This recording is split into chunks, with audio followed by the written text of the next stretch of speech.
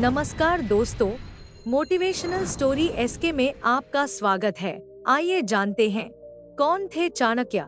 चाणक्य एक शिक्षक, दार्शनिक, अर्थशास्त्री और राजनेता थे, जिन्होंने भारतीय राजनीतिक ग्रंथ अर्थशास्त्र की भी रचना की है। उन्होंने मौर्य वंश की स्थापना में महत्वपूर्ण भूमिका निभाई थी। एक गरीब ब्राह्मण परिवार में जन्मे चाणक्य की शिक्षा तक्षशिला में हुई, जो भारत के उत्तर पश्चिमी भाग में स्थित शिक्षा का एक प्राचीन केंद्र हुआ करता था। अब यह वर्तमान पाकिस्तान में स्थित है। वह अर्थशास्त्र, राजनीति, युद्ध रणनीतियों, चिकित्सा और ज्योतिष जैसे विभिन्न विषयों में गहन ज्ञान रखने वाले एक उच्च शिक्षित व्यक्ति थे। उन्होंने एक शिक्षक के रूप में अपनी आजीविका शुरू की और बाद में सम्राट चंद्रगुप्त के भरोसेमंद सहयोगी बन गए। सम्राट के सलाहकार के रूप में काम करते हुए उन्होंने चंद्रगुप्त को मगध क्षेत्र में पाटलिपुत्र में शक्तिशाली नंद वंश को उखाड़ फेंकने में मदद की और चंद्रगुप्त को नई शक्तियां प्राप्त करने में मदद की। चाणक्य चंद्रगुप्त के पुत्र बिंदुसार के भी सलाहकार थे। चाणक्य क्वोट्स इन हिंदी के माध्यम से आप चाणक्य के विचारों को जान पाएंगे। किसी व्यक्ति का भविष्य उसकी वर्तमान परिस्थितियों के आधार पर मत आंकिए, क्योंकि समय में इतनी ताकत है कि वह काले कोयले को चमकदार हीरे में बदल सकता है। वाणी की पवित्रता, मन की, इंद्रियों की और एक दयालु हृदय की आवश्यकता उस व्यक्ति को होती है जो दिव्य मंच पर उठने की इच्छा रखता है। पैसा आता है और चला जाता है, इसलिए युवा है, जीवन जाता है और आत्मा जाती है। कुछ भी हमेशा के लिए नहीं रहता। केवल एक चीज जो दृढ़ रहती है, वह है आपका विश्वास। बुद्धिमान व्यक्ति को सारस की भांति अपनी इंद्रियों को वश में करना चाहिए और अपने स्थान, समय और योग्यता को जानकर अपने उद्देश्य को पूरा करना चाहिए। मूर्खता वास्तव में कष्टदायक होती है और यौवन भी कष्टदायक होता है, लेकिन इससे कहीं अधिक कष्टदायक होता है किसी दूसरे के घर में रहना। एक बार जब आप किसी चीज पर काम करना शुरू कर दें, असफलता से डरो मत और उसका परित्याग मत करो। जो लोग ईमानदारी से काम करते हैं, वे सबसे ज्यादा खुश होते हैं। मूर्ख को सलाह देना, दुराचारी स्त्री की देखभाल करना और सुस्त और दुखी व्यक्ति की संगति करना अविवेक है।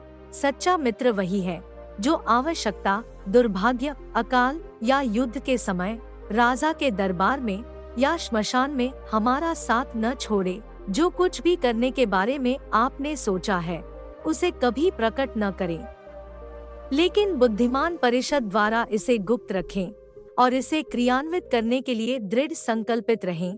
जिस व्यक्ति का आचरण दुराचारी हो, जिसकी दृष्टि अशुद्ध हो और जो कुटिलता के लिए प्रसिद्ध हो, उससे जो मित्रता करता है, वह शीघ्र ही नष्ट हो जाता है। नदी के किनारे के पेड़, दूसरे आदमी के घर में एक महिला और बिना सलाहकार के राजा निस्संदेह तेजी से विनाश के लिए जाते हैं।